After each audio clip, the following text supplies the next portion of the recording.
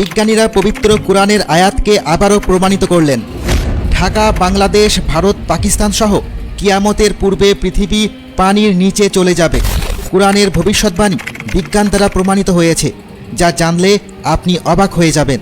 আজ থেকে কয়েক হাজার বছর আগে এমন কিছু সভ্যতা ছিল যেগুলো সমুদ্রের মধ্যে ডুবে গেছে, এবং আজ থেকে কয়েক হাজার বছর পরে পৃথিবীর আরও অনেক দেশ সমুদ্রের মধ্যে ডুবে যাবে। আর তার মধ্যে ভারত, বাংলাদেশ, পাকিস্তানের কিছু কিছু স্থান সমুদ্রের মধ্যে ডুবে যাবে। হয়তো আপনারা এই খবর অনেকেই জানেন যে ভবিষ্যতে সমুদ্রের মধ্যে অনেক দেশ ডুবে যাবে, কিন্তু সবথেকে বড় খবর যেটা অনেকেই জানে না সেটা হচ্ছে যে এই সমুদ্রের মধ্যে পৃথিবীর বিভিন্ন অংশ ডুবে যাবে এবং পৃথিবীর স্থলভাগ আস্তে আস্তে কমে যাবে। এ সম্পর্কে মহান আল্লাহ তাআলা কোরআনের মধ্যে 1400 বছর আগে বলে দিয়েছেন।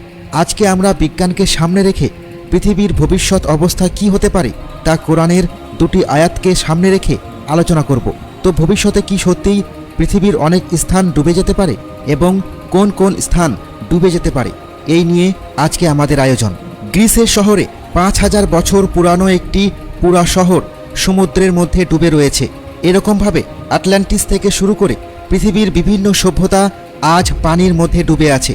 যেসব সভ্যতাগুলো এতই উন্নত ছিল যে তাদের তৈরি মূর্তি এবং বিভিন্ন ইটের বাড়িঘর এখনও পানির ভিতরে দেখা যায়। তো কি এমন কারণ যে পৃথিবীর স্থলভাগ পানির মধ্যে চলে যাচ্ছে? দেখুন, কারণ খুবই সিম্পল। কারণ হচ্ছে যে সমুদ্রের পানি বেড়ে যাচ্ছে, এই জন্য পৃথিবীর স্থলভাগ সমুদ্রের মধ্যে চলে যাচ্ছে। এর কারণ তো আমাদের সবারই জানা, কিন্তু প্রশ্ন হচ্ছে যে সমুদ্রের পানি বাড়ছে কেন আর কোথা থেকে বেড়ে চলেছে? তার উত্তর হচ্ছে যে বরফ গলে পানি হয়ে পানির পরিমাণ বেড়ে যাচ্ছে। অতীতে এই পৃথিবীর অবস্থা যেমন ছিল বর্তমানে তা নেই। অতীতে সূর্যের তাপ পৃথিবীতে কম আসতো, তার কারণ এই পৃথিবীতে গাছপালা অনেক ছিল এবং দূষণ কম হতো। কিন্তু বর্তমানে বায়ু দূষণ থেকে শুরু করে গাছপালা কমে যাওয়ার কারণে এই পৃথিবীতে সূর্যের তাপ বেশি আসে। তার কারণে এই পৃথিবীর বরফ গলে সমুদ্রের পানিতে পরিণত হচ্ছে। আপনারা এখানে দেখতে পাচ্ছেন যে 1800 সাল থেকে 1900 সাল পর্যন্ত তাপমাত্রা মোটামুটি ঠিকই ছিল, কিন্তু 1950 সাল থেকে 2000 সাল পর্যন্ত মাত্র 50 বছরের মধ্যে তাপমাত্রা কত ডিগ্রি বেড়ে গেছে একটু ভেবে দেখুন। আর এটা হওয়ার কারণ হচ্ছে যে বর্তমানে বিভিন্ন কোম্পানির তৈরি বিভিন্ন মেশিনের দূষণের কারণে। যেমন পৃথিবীকে তারা উন্নত করতে চলেছে, অপরদিকে পৃথিবীকে ধ্বংসের দিকেও নিয়ে যাচ্ছে। তাই বিজ্ঞানীদের বক্তব্য হচ্ছে যে 2000 সাল থেকে 2020 পর্যন্ত আমাদের পৃথিবীর তাপমাত্রা অত্যন্ত বেড়ে গেছে। এভাবে যদি পৃথিবীর তাপমাত্রা বাড়তে থাকে তাহলে একসময়ে পৃথিবীর পানি অত্যন্ত বেড়ে যাবে, যার ফলে পৃথিবীর অনেক স্থান পানিতে ডুবে যাবে। ব্যাংককের একটি শহর 2100 সালের মধ্যে এরকম অবস্থায় পৌঁছে যাবে। তাছাড়াও বাংলাদেশে ঢাকার কিছু অংশ পানিতে চলে যাবে।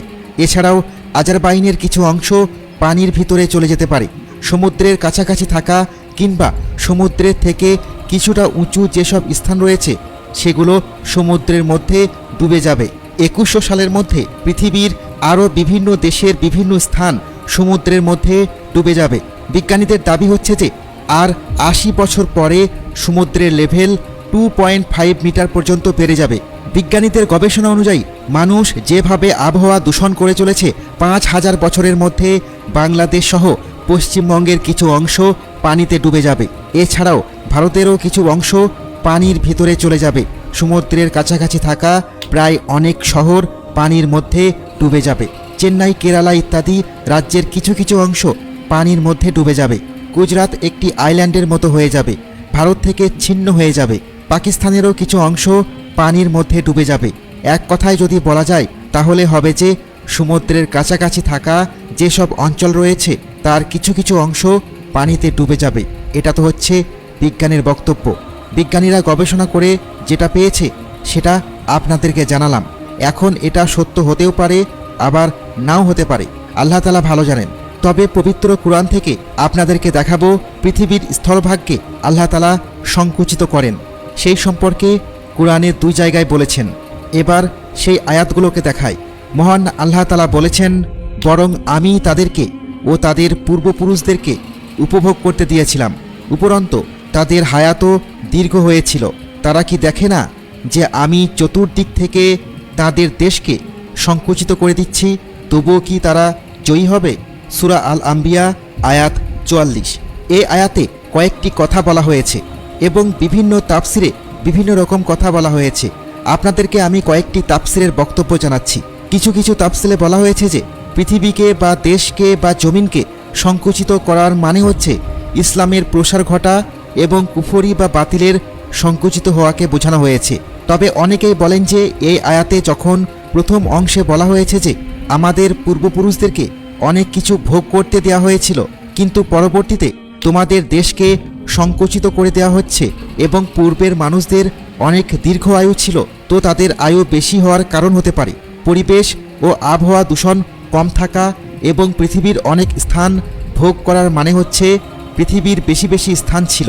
তবে আরেকটি আয়াত আপনাদেরকে দেখাবো, যে আয়াত থেকে সহজে বোঝা যায় যে পৃথিবীর স্থলভাগকে কমিয়ে দেওয়ার কথা বলা হয়েছে।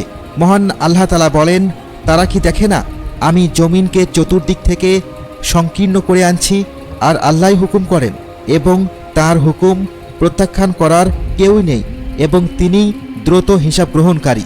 সূরা আর রাদ আয়াত ৪১। এই আয়াতের প্রথম অংশে বলা হয়েছে যে মানব জাতি কি দেখে না যে এই পৃথিবী চতুর্দিক থেকে সংকুচিত করে দেওয়া হচ্ছে। চতুর্দিক বলতে আমাদের চতুর্দিকে সমুদ্রে ঘেরা, তো চতুর্দিকের স্থলভাগ সমুদ্রের মধ্যে ডুবে যাবে, যার কারণে স্থলভাগ সংকুচিত হবে আর জলভাগ বেড়ে যাবে। তো হতে পারে আল্লাহ তাআলা এই আয়াতে যে কথা বোঝাতে চেয়েছেন যে ভবিষ্যতে এমন একটা সময় আসবে যখন পৃথিবীর জলভাগ বেড়ে যাবে এবং স্থলভাগ কমে যাবে, এভাবে পৃথিবী জমিনকে সংকুচিত করে দিবেন। আর আল্লাহ তাআলা তিনি যা আদেশ দেন তাই হয়ে থাকে। এগুলো হচ্ছে আমাদের থিওরি, বাকি এই আয়াতের প্রকৃত অর্থ একমাত্র আল্লাহ তাআলাই ভালো জানেন। তবে যদি কোরআনের কোনো কথা বিজ্ঞানের সাথে মিলে যায় তাহলে সেটা আমরা আপাতত গ্রহণ করতে পারি, পরবর্তীতে এর ব্যাখ্যা অন্য কিছু হতে পারে। এই সম্পর্কে আপনাদের কি মনে হয়, কি হতে পারে ভবিষ্যতে, এবং এই আয়াতে আল্লাহ তাআলা কি বলতে চেয়েছেন? আপনারা আমাদের কমেন্ট করতে ভুলবেন না।